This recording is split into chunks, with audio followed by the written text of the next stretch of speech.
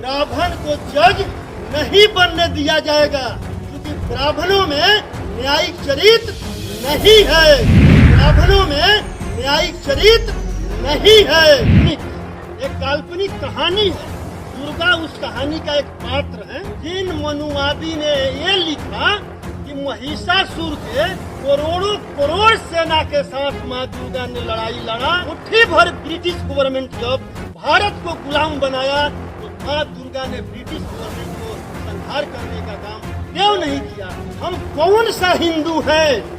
उसी मनुवादियों ने हमें 90% के लोगों को, ओबीसी SC ST के लोगों को शूद्र का नाम दिया।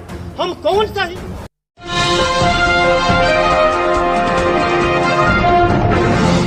साथियों नमस्कार, मैं हूं नीरज पटेल और आप देख रहे हैं नेशनल जनमत। मनुवादियों के हिसाब से 33 करोड़ देवी देवता हैं। तो जब अंग्रेज भारत को गुलाम बना रहे थे उस समय उनकी मां दुर्गा क्या कर रही थीं? इसका मतलब दुर्गा एक काल्पनिक पात्र है। यह कहना है बिहार के रोहतास जिले के डेहरी विधानसभा के RJD विधायक फतेह बहादुर सिंह का। पिछड़े वर्ग की कुशवाहा बिरादरी से आते हैं। यहां तक कि जब उनसे दुर्गा पांडालों को लेकर के सवाल किया तो उन्होंने कहा यह सब फिजूल खर्ची है, इससे ज्यादा व्यय शिक्षा पर होना चाहिए। पहले सुनिए विधायक ने क्या कहा, फिर उसका विश्लेषण करते हैं कि उन्होंने सही कहा या गलत। दुर्गा को देवी मानते हैं। एक काल्पनिक कहानी है। दुर्गा उस कहानी का एक पात्र है। इसमें मनुवादियों के अनुसार 33 करोड़ देवी और देवता हैं। लेकिन जब भारत गुलाम हुआ, जब ब्रिटिश गवर्नमेंट भारत में आया और भारत को गुलाम बनाने का काम किया, उस समय भारतीयों का संख्या जो था 30 करोड़ था और देवी देवताओं का संख्या भारतवर्ष में 33 करोड़ था। तो क्या मैं उन मनुवादियों से पूछना चाहता हूं जिन मनुवादी ने ये लिखा कि महिषासुर के करोड़ों करोड़ सेना के साथ माँ दुर्गा ने लड़ाई लड़ा और महिषासुर को संहार कर दिया, तो मुट्ठी भर ब्रिटिश गवर्नमेंट जब भारत को गुलाम बनाया तो उस समय माँ दुर्गा ने क्या कर रही थी? 10 हाथ का औजार कहाँ था? और इस समय तो और औजार का आविष्कार हो चुका था। तो माँ दुर्गा ने ब्रिटिश गवर्नमेंट को संहार करने का काम क्यों नहीं किया? ये होना चाहिए कि नहीं? देवी दुर्गा का जो पंडाल बनता है दशहरा में, ये सब होना चाहिए कि नहीं? ये नाजायज खर्च।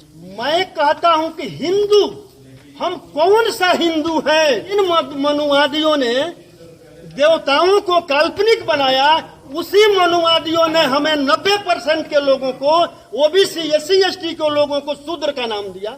हम कौन सा हिंदू?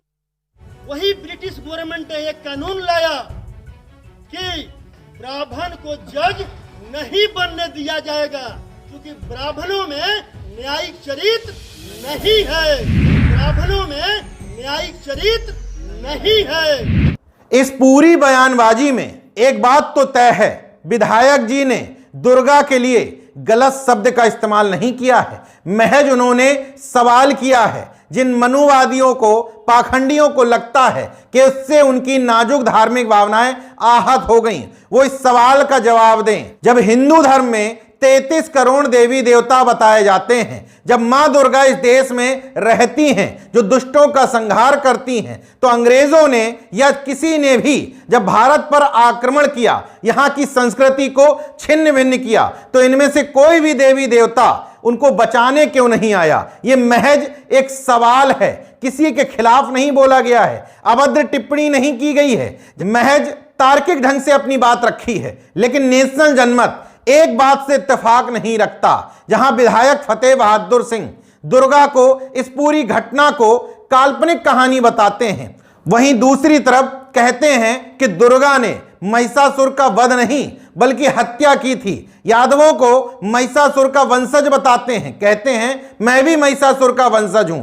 यहां पर बात समझ में नहीं आती। अगर दुर्गा काल्पनिक है तो उसके साथ जुड़ी हुई महिषासुर की भी कहानी काल्पनिक है। महिषासुर सही है तो दुर्गा भी सही है। इसी तरह की चूक कई बार बहुजन संगठनों से लोग संभोगवध की चर्चा कर देते हैं, जबकि वो कहते हैं राम काल्पनिक है, रामचरितमानस काल्पनिक है, रामायण काल्पनिक है, तो फिर एक शूद्र ऋषि सम्मुख की कथा को क्यों लोगों के बीच में प्रचारित करते हैं? अगर पूरी रामचरितमानस रामायण और राम का पात्र काल्पनिक है तो उसमें से कोई भी पात्र काल्पनिक ही होगा।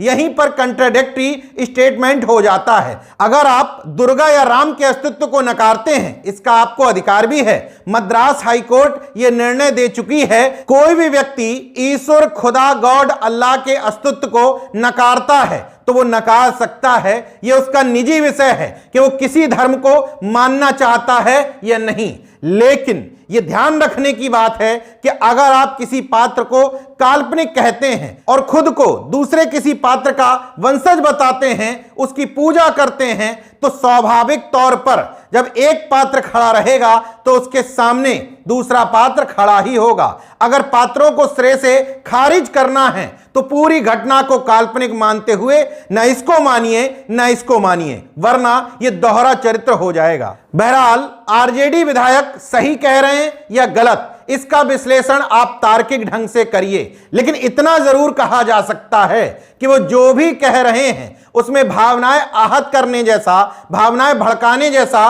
कोई भी बयान नहीं है। वो महज तार्किक ढंग से एक सवाल कर रहे हैं। बीजेपी का निशाना यह है कि वो किसी अन्य धर्म पर बोल करके दिखाएं। यहां मैं एक बात कहना चाहता हूं, जिस व्यक्ति ने जहां जन्म लिया है उसी धर्म की ऊंच नीच, भेदभाव, असमानता, गैर बराबरी का वो शिकार हुआ है, वहीं का आडंबर, पाखंड उसको झेलना पड़ता है। तो स्वाभाविक तौर पर कोई शख्स जिसके करीब होता है, जहां उसने जन्म लिया, विधायक जी ने भी जन्म हिंदू परिवार में ही लिया है, तो स्वाभाविक तौर पर वहां की विसंगतियां, वहां का पाखंड उनको नजदीक से समझ में आ रहा है। इसलिए जिस धर्म में वो जन्म लिए हैं वहां की विसंगतियों और कुरीतियों पर वो बात कर सकते हैं। भारत में आज भी जिनको महापुरुष और समाज सुधारकों की श्रेणी में रखा जाता है, उन्होंने भी धार्मिक विसंगतियों, कुरीतियों, रूढ़ियों, अंधविश्वासी परंपराओं पर समय समय पर